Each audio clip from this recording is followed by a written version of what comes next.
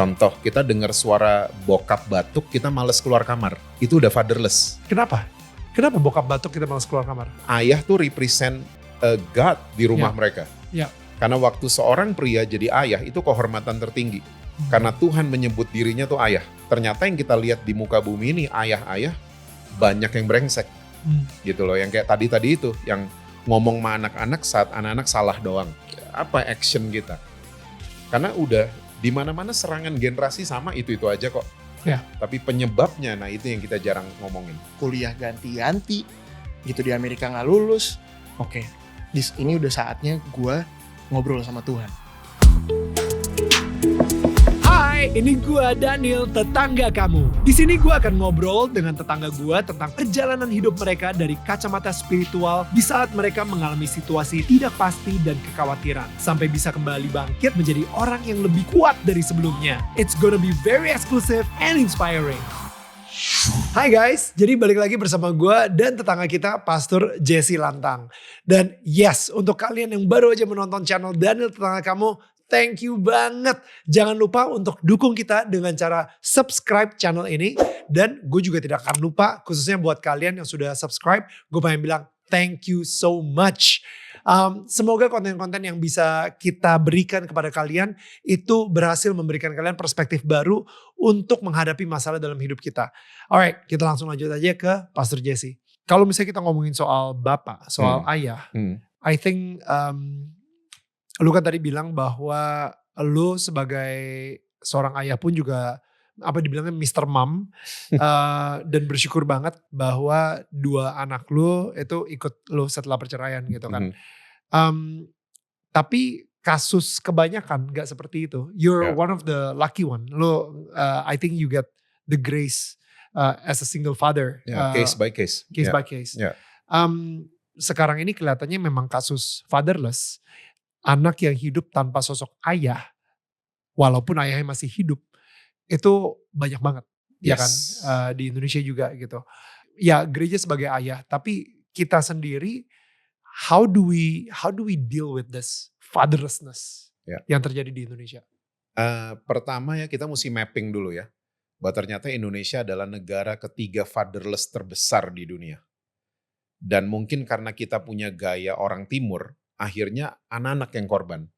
Contoh, kita dengar suara bokap batuk, kita males keluar kamar. Itu udah fatherless. Kenapa? Kenapa bokap batuk kita males keluar kamar? Dengar suaranya, ada suara batuk di luar, kita males ketemu dia. Mobilnya pulang tin-tin, masuk kamar anak-anak langsung. Oh wow. Indonesia seperti itu. Kebanyakan. Mau ngomong sama papa, mesti lewat mama. Itu udah fatherless. Jadi ternyata gak ada kedekatan antara anak ke sosok ayah.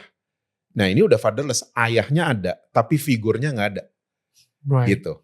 Nah akhirnya ini kepengaruh ke gereja juga. Gereja akhirnya gak menjadi ayah, cuman menjadi tempat kebaktian aja. Nah makanya gue menyuarakan dan beberapa teman-teman untuk ayo dong kita bangkit jadi gereja yang DEF, bukan gereja yang ABC doang. Gitu loh, cuman attendance, building, and cash. DF apaan? DF itu discipleship, equipping, and fathering. Wow, oke. Jadilah gereja yang DF gitu loh. Bukan gereja yang cuman ya gitu-gitu aja, hura-hura aja gitu. Tapi orang-orang seperti ini harus banyak ditolongin. Anak-anak muda mesti banyak ditolongin. Dengan gereja jadi figur ayah. Karena pertama kali Tuhan perintahin bangsa Israel, yang diperintahin tuh ayah-ayah loh, Ulangan 6. Ya kan? Harusnya engkau mengajar mereka saat engkau duduk, saat engkau gitu kan? Ya. Dan itu ditujukan ke ayah-ayah. Ya. Nah banyak ayah-ayah yang gak ngeh gini-ginian. Ya. Bahwa ayah tuh represent a God di rumah mereka. Ya. Karena waktu seorang pria jadi ayah itu kehormatan tertinggi. Karena Tuhan menyebut dirinya tuh ayah. Wow. Bapak kan? Betul. Seperti itu. Jadi nah ini kebenaran ini dibutain sama iblis. Ternyata yang kita lihat di muka bumi ini ayah-ayah banyak yang brengsek. Gitu loh, yang kayak tadi itu, yang ngomong sama anak-anak saat anak-anak salah doang. Baru di sini kamu gitu. Tapi tap in the back, you did good son gitu, itu jarang kita lihat gitu loh, jarang banget kita lihat. Kita dipuji segala macam, jangan dipuji nanti sombong. Kita malah punya sikap-sikap seperti itu gitu. Loh. Yang membuat akhirnya anak-anak nyari approval di luar rumah. Gitu loh. Karena mereka nggak terima itu di dalam rumah. Contohnya my daughter, kakaknya pangeran. Gua dari kecil gue selalu bilang dia cantik. Dan kita bertiga dari mereka kecil, kita tuh suka outdoor activities, hiking, trekking, berkuda, sepeda. Makanya kulitnya mereka nih selalu matang semua, termasuk kakaknya. Gue nggak akan lupa kakaknya tuh dibully di SMP. Waktu di SMP dipanggil sama temennya, woi hitam, lo mau kemana gitu loh. Nah karena dari kecil gue biasakan bilang dia cantik, ternyata anak gue nggak terluka. Dia nggak tersinggung, dia nggak benci sama temennya, dia malah nyantai aja. Malah dedinya yang kenapa-napa. Sampai di mobil dia, kamu gak kenapa-napa tadi digituin? Enggak deh, gak apa-apa kok, dia biasa kayak gitu. Nah, waktu gue mau podcast nih sama lo, gue diingetin cerita itu. Bahwa ternyata anak gue lebih percaya sama omongan dedinya. Dibanding sama bullying sentence yang dia terima. Dia lebih percaya. Seperti itu. Nah, ini salah satu kita menghidupi kasih karunia kan.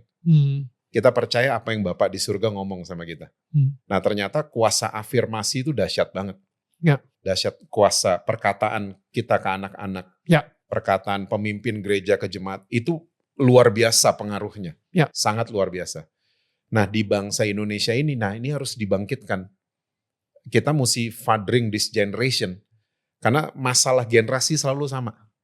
Selalu sama, gak jauh dari seks bebas, narko. Itu terus masalahnya. Tapi penyebabnya kenapa kita jarang bahas. Ternyata 90% karena fatherless.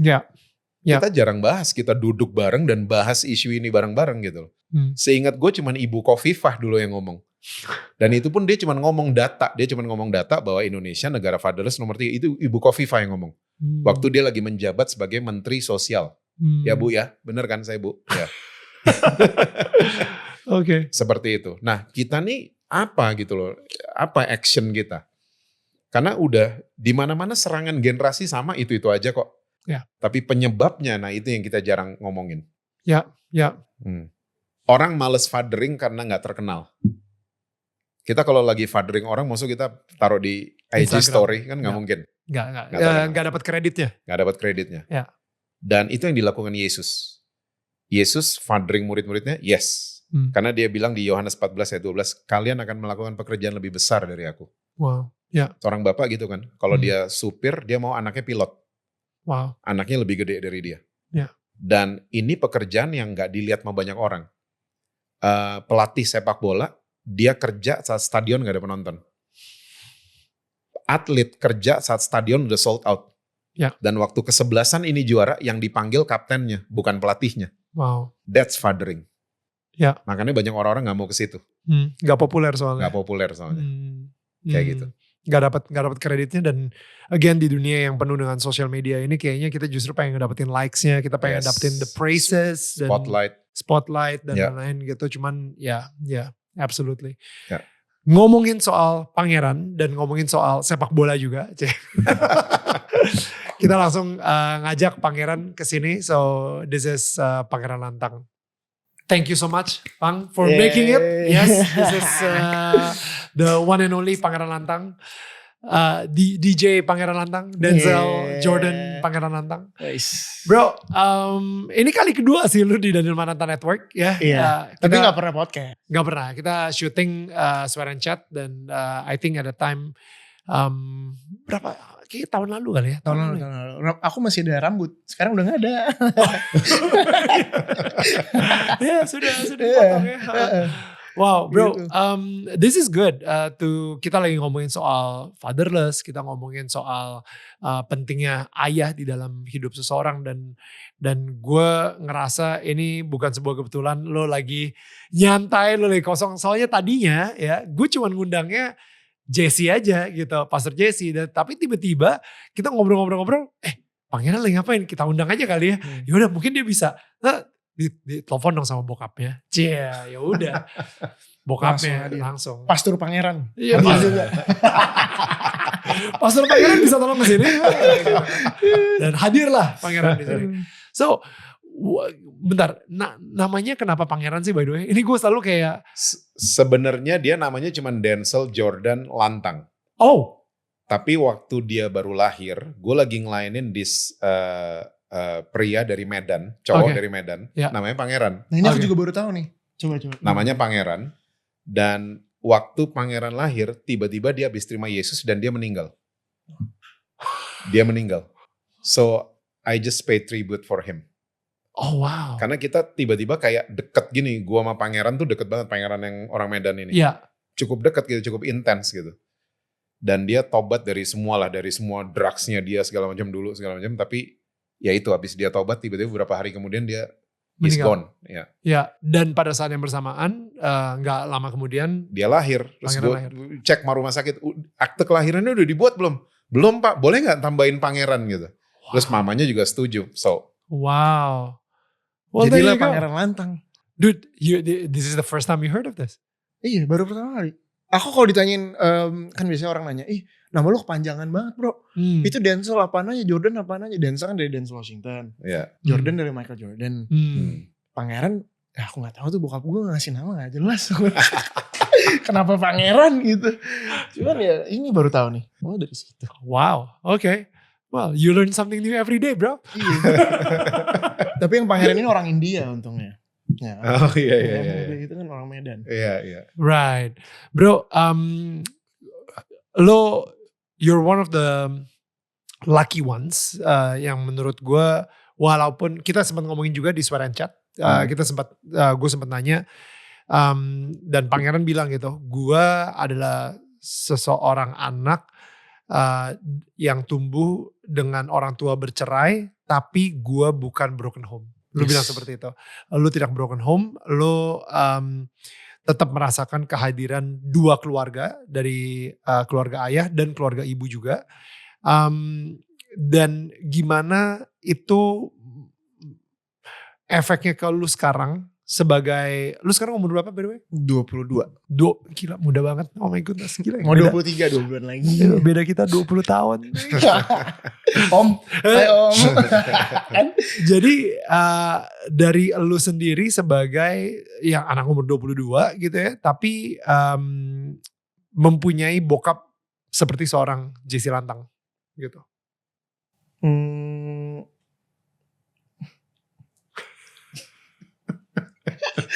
Ya aku beruntung sih punya bokap kayak Jesse Lantang gitu loh. Walaupun dia pastor kan gitu. Cuman karena gini ya, dia pastor tuh aku punya pressure tersendiri sebagai anak. Kakakku juga gitu. Cuman back again kalau di rumah dia bukan pastor sih. Gitu. Dia kayak ya menjadi motivator mungkin dia buat kita, kayak ngajarin kita gitu segala macem. Cuman kita berdua nggak ngelihat dia sebagai pastor sih, kayak sebagai best friend, sebagai ya daddy, and ya banyak karena udah kayak temen aja aku sama dia gitu. Apa kata-kata motivasi yang pernah dikasih ke lo yang lu ingat sampai sekarang gitu? Ingat ya, there is no I in team. cuman Motivator banget. Kasih motivator gitu. dia bukan tipe yang kayak gitu-gitu, yang kayak gini. Gitu. Together we run further. Nggak begitu.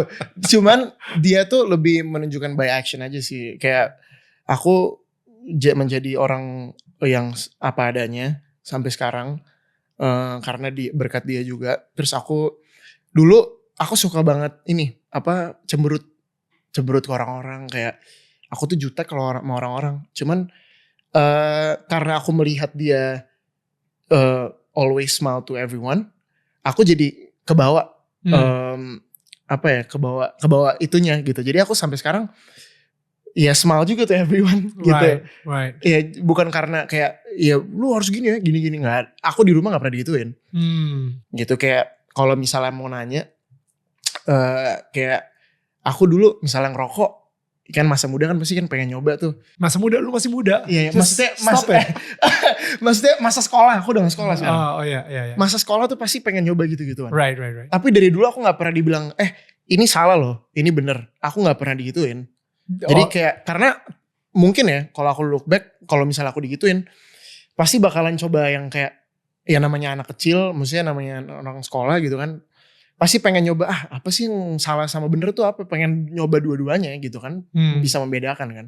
Cuman aku gak digituin untungnya. Jadi kayak aku dulu minum misalnya alkohol, coba alkohol juga kayak amat sama Dedi gitu. Really? Sama bokap ya, kayak depan dia di Bali waktu itu kejadiannya. Oke. Aku pertama kali minum tuh 3 SMP. Tapi untungnya ya nggak suka, biasa aja gitu, nggak suka-suka Right. banget Right. gitu. Jadi kayak gitu-gitulah, semacam kayak gitu-gitu tuh kita terbuka. Oke. Pangeran kan udah sempat ceritain ke gue juga gitu bahwa dia di DO dari sekolah, Iya. right? Dia mempunyai impian sebagai Yang football player, Ya. tapi impian tersebut harus dikuburkan gitu ya. As a father, how do you deal with all that?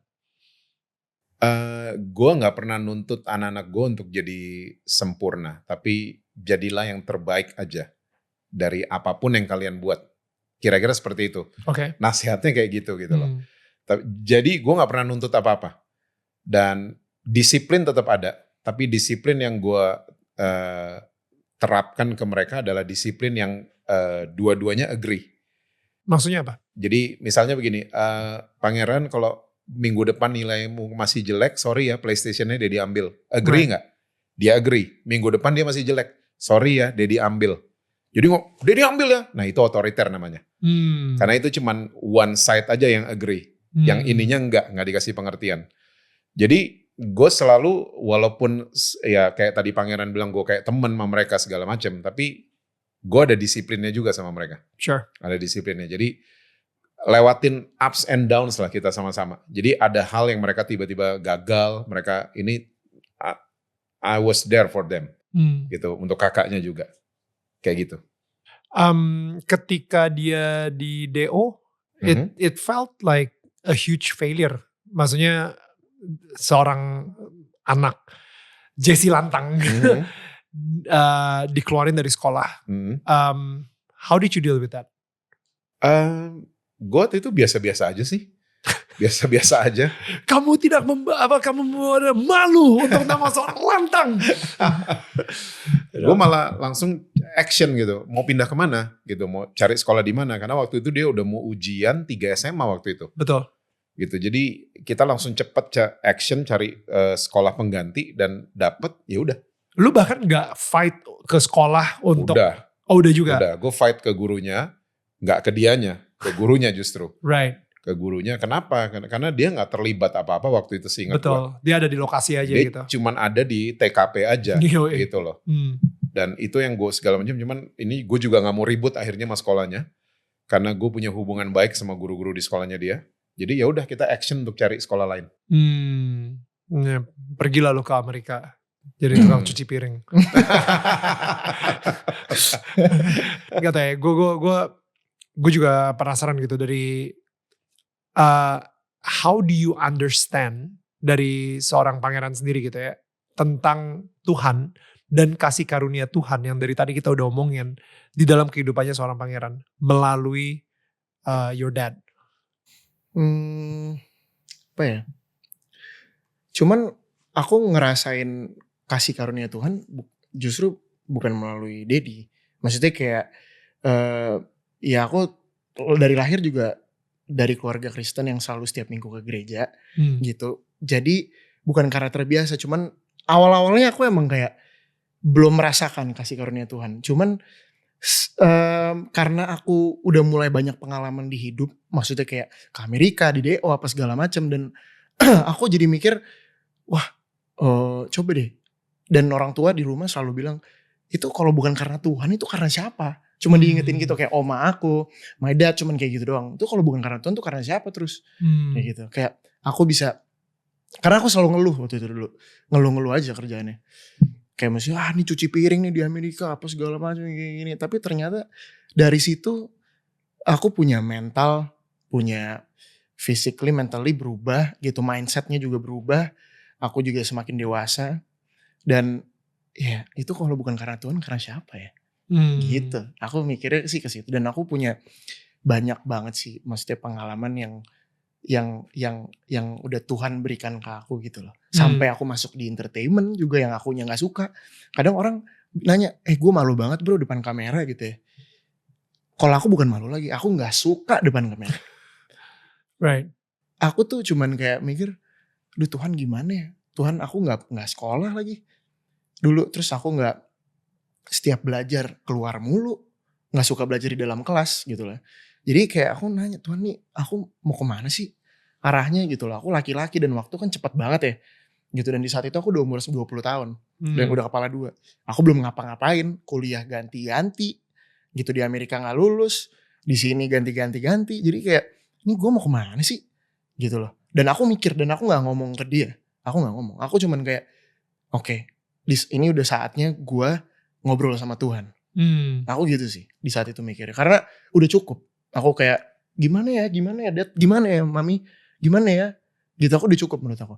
Gue udah kepala 2, gue udah harus mikir sendiri nih. Ya. Gitu loh. Mau sampai kapan gue gimana ke dia terus gitu kan. Akhirnya aku tanya, Tuhan aku harus gimana? Dan itu pun gak dijawab di hari itu.